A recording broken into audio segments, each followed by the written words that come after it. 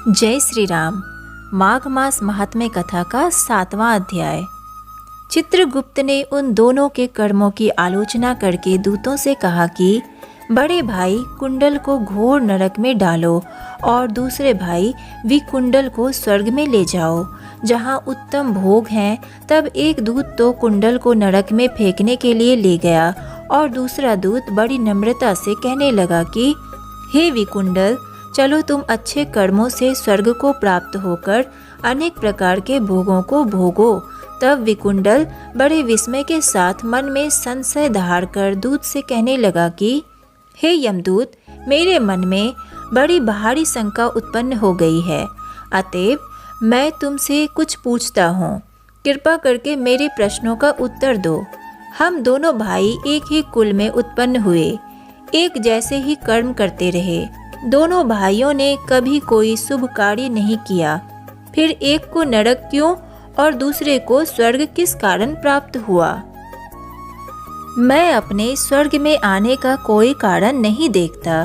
तब यमदूत कहने लगा कि हे विकुंडल, माता पिता, पुत्र पत्नी, भाई बहन से सब संबंध जन्म के कारण होते हैं और जन्म कर्म को भोगने के लिए ही प्राप्त होता है।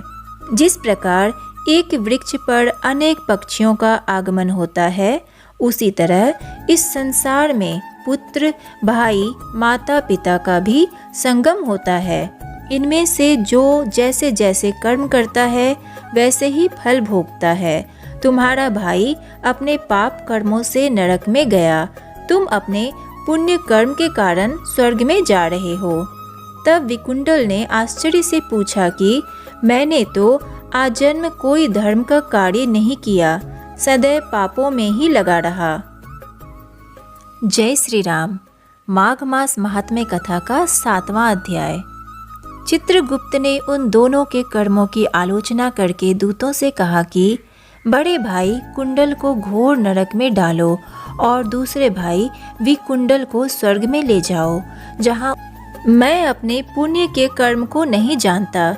यदि तुम मेरे पुण्य के कर्म को जानते हो तो कृपा करके बताइए। तब देवदूत कहने लगा कि मैं सब प्राणियों को भली भांति जानता हूँ, तुम नहीं जानते? सुनो, हरिमित्र का पुत्र सुमित्र नाम का ब्राह्मण था, जिसका आश्रम यमुना नदी के दक्षिणोत्तर दिशा में था। उसके साथ जंगल में ही तुम्हारी मित्रता हो गई और उसके साथ तुमने 2 बार माघ मास में श्री यमुना जी में स्नान किया था। पहली बार स्नान करने से तुम्हारे सब पाप नष्ट हो गए और दूसरी बार स्नान करने से तुमको स्वर्ग प्राप्त हुआ। सो हे वैश्यवर, तुमने 2 बार माघ मास में स्नान किया, इसी के पुण्य के फल से तुमको स्वर्ग प्राप्त हुआ और तुम्हारा भाई नरक को प्राप्त हुआ। दत्तात्रेय जी कहने लगे कि इस प्रकार वह भाई के दुखों से अति दुखित होकर नम्रता पूर्वक मीठे वचनों से दूतों से कहने लगा